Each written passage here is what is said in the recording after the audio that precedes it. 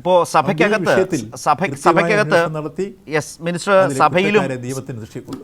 സഭയിലും ഇക്കാര്യം സൂചിപ്പിച്ചു, ഇതേ കാര്യം തന്നെ സൂചിപ്പിച്ചു.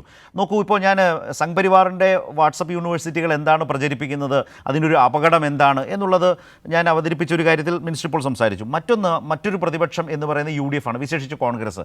കഴിഞ്ഞ ദിവസങ്ങളിൽ നിയമസഭയ്ക്കകത്ത് എങ്ങനെയാണ് ഈ വിഷയത്തെ കൊണ്ടുവന്നത് എന്നത് നമ്മൾ കണ്ടത്. അതായത് ഈ മോഷണവുമായി ബന്ധപ്പെട്ട്, ഈ പ്രശ്നവുമായി ബന്ധപ്പെട്ട് അതിന് ഭരണപരമായ നേതൃത്വത്തിൻ്റെ, ബോർഡിൻ്റെ ഭരണപരമായ നേതൃത്വത്തിൻ്റെ ഉത്തരവാദിത്തം ഫിക്സ് ചെയ്യുക എന്നുള്ളതിലാണ് കോൺഗ്രസിൻ്റെ ഒരു താല്പര്യം നിൽക്കുന്നത്.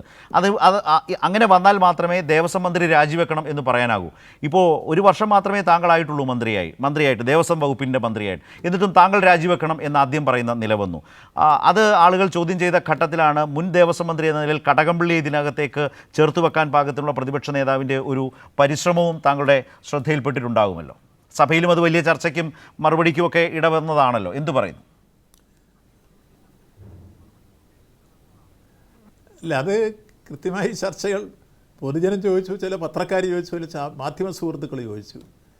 2019 നടന്ന സംഭവം കൊള്ള 2024 മാത്രം മന്ത്രിയായ ഒരാൾ രാജിവെക്കണമെന്ന് പറഞ്ഞതിലെ യുക്തിയും സാമാന്യ ബുദ്ധിയും എന്താണെന്ന് മനസ്സിലാകുന്നില്ല എന്ന് പറഞ്ഞപ്പോഴാണ് ആളുതാമസം ഇല്ലാത്ത പ്രതിപക്ഷത്തിന് ആളുതാമസത്തിലേക്ക് വന്നത്. അപ്പോഴാണ് അത് പറ്റിപ്പോയല്ലോ എന്ന് മനസ്സിലാവുന്നത്.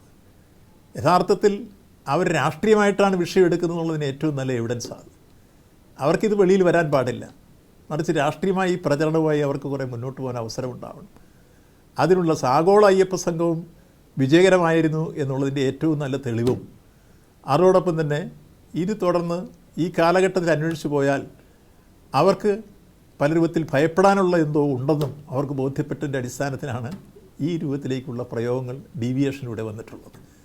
അതുകൊണ്ട് അവർ ഈ കാര്യത്തിൽ എന്ത് തരത്തിലുള്ള തെറ്റായ സമീപനങ്ങൾ സ്വീകരിച്ചിരുന്നാലും ശരി, ഈ രംഗത്ത് ഒരു കുറ്റവാളിയെ രക്ഷപ്പെടാൻ അനുവദിക്കില്ലെന്ന് മാത്രമല്ല, അത് ഏത് കാലഘട്ടത്തിൽ നടന്നു എന്നുള്ളതല്ല, എപ്പോൾ നടന്നാലും അതിനെ നിയമത്തിൻ്റെ ദിശയിൽ കൊണ്ടുവരിക എന്ന ആത്യന്തികമായ ലക്ഷ്യമാണ് ഗവൺമെൻറ്റിനെ സംബന്ധിച്ചോളം പൊതുവിലുള്ളത്. ഇടതുപക്ഷ ജനാധിപത്യ മുന്നണി ഗവൺമെൻറ് പ്രഖ്യാപിത നയങ്ങളാണ്.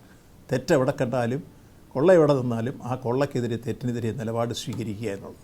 അതുകൊണ്ട് ദേവസ്വം ബോർഡ് ഏതെങ്കിലും തരത്തിൽ 2019 ദേവസ്വം ബോർഡ് ഏതെങ്കിലും കുറ്റം ചെയ്താൽ ഇതുവരെ ഒരു പരാമർശം കോടതിയുടെ ഭാഗത്തുനിന്നോ വിജിലൻസിൻ്റെ ഭാഗത്തുനിന്നോ വന്നതായി കാണുന്നില്ല. അപ്പോൾ അതിന് മുമ്പേ എന്തിനാ അവരെ കുറ്റപ്പെടുത്തുന്നു?